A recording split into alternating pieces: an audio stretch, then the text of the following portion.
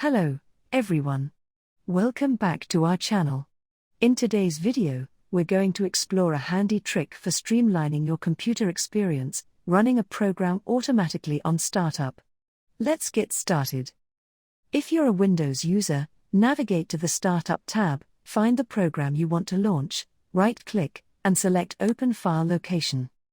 Then right-click of the Chrome and select Copy. Then go to the C program file, and then hit the search bar. Then select Startup. Wait for few seconds.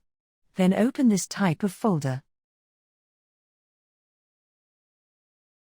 Open the Startup folder.